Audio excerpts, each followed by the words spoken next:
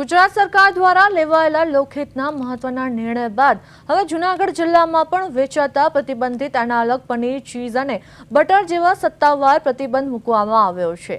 Palm oil અને હાનિકારક રસાયણોમાંથી બનતા નકલી ખાદ્ય પદાર્થોના સેવનથી લોકોના સ્વાસ્થ્ય સાથે ગંભીર ચેડા થતા હોવા ઉપરાંત અનેક લોકોમાં કેન્સર જેવી ભયજનક બીમારી પણ થતું હોવાનું સામે આવ્યું છે। આ બાબતને ધ્યાનમાં રાખીને જૂનાગઢ જિલ્લામાં અનેક જગ્યાઓ પર એનાલોગ પનીર તેમજ અન્ય સમાન પ્રોડક્ટ્સના વેચાણ પર સંપૂર્ણપણે પ્રતિબંધ ફરમાવવામાં આવ્યો છે, જેથી નાગરિકોને શુદ્ધ અને ગુણવત્તાયુક્ત આહાર મળી રહે અને સ્વાસ્થ્ય સુરક્ષિત રહી શકે।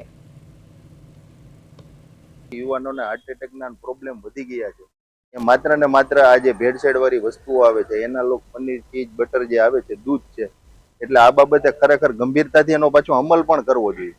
એટલે અમારી ખાસ આવી રજૂઆત છે મીડિયાના માધ્યમથી કે સરકાર માત્ર ખાલી કાયદા ન બનાવે પરંતુ એને વાસ્તવિક રૂપે પણ ચેકિંગથી માંડીને તમામ વસ્તુઓ એના માટે જો કડક થશે તો જ આનો હેતુ સિદ્ધ થશે।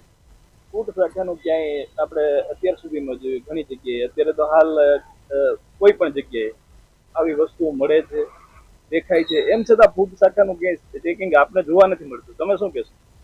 આમાં મોટા વહીવટો થાય છે। આપણે જોઈએ કે અધિકારીઓ જે છે એ વહીવટો કરી લે છે, કારણ કે જ્યાં જ્યાં પણ રેસ્ટોરન્ટ હોય છે કે અન્ય જે દુકાનો હોય છે ત્યાં માત્ર ને માત્ર વહીવટો કરી અને આ બધું લાલિયાવાડી ચાલે છે। ખરેખર આપણે જોઈએ તો એક જો આપણે ખાલી આંકડો લઈ કે આજ તમે કેટલા સેમ્પલ લીધા, તો 8 થી 10 કદાચ સેમ્પલ લીધા હોય તો લીધા હોય મહિનામાં। એ પણ આપણે જોઈએ કે ખરેખર સેમ્પલ લેવામાં તો શું વાંધો હોય, તમામ જગ્યાએથી તમે સેમ્પલ એકઠા કરો તો રોજના મને ખબર છે કે 500 થી 1000 સેમ્પલો થાય, કારણ કે એટલી બધી ખાદ્ય પદાર્થો રેકડીઓથી માંડી તમામમાં વેચાતી હોય છે। તો માત્ર 4-5 સેમ્પલો લઈને અને સંતોષ માની લેવો એ યોગ્ય નથી। કેવા પૂરતી કાગળ ઉપર કે કાર્યવાહી કરવાની જરૂર નથી। વાસ્તવિક રીતે સરકાર કડક થશે તો જ આ તમામ નીચેના અધિકારીઓ અને વિભાગ કામ કરશે। ખબર નથી। જુનાગઢમાં જ આપણે જોઈએ કે એક સેમ્પલ લેવામાં આવેલું હતું, એ સેમ્પલ આપણે જોઈએ કે 6 થી 8 મહિને સેમ્પલ આવ્યું, ત્યારબાદ આપણે જોઈએ કે તે સેમ્પલ ખરાબ આવ્યું હતું, પણ ત્યાં તો એ વસ્તુ તમામ વસ્તુનો નાશ થઈ ગયો હતો, એટલે એનો કોઈ મતલબ નથી રહેતો, એ દુકાનો પણ બંધ થઈ ગઈ હતી।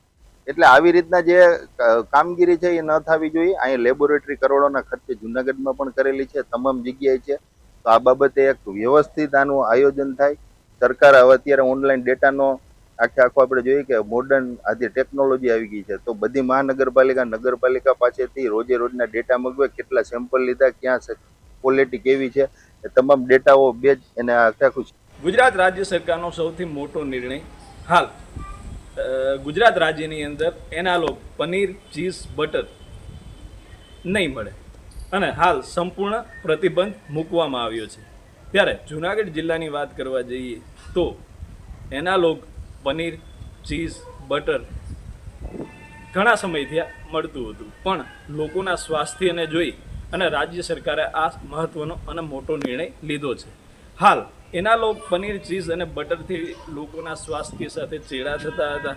સર્વપ્રથમ મહારાષ્ટ્ર સરકાર દ્વારા પ્રતિબંધનો નિર્ણય લેવામાં આવ્યો, ત્યારબાદ જે ગુજરાત રાજ્ય સરકાર દ્વારા આજે મહત્વનો એક નિર્ણય લેવામાં આવ્યો છે।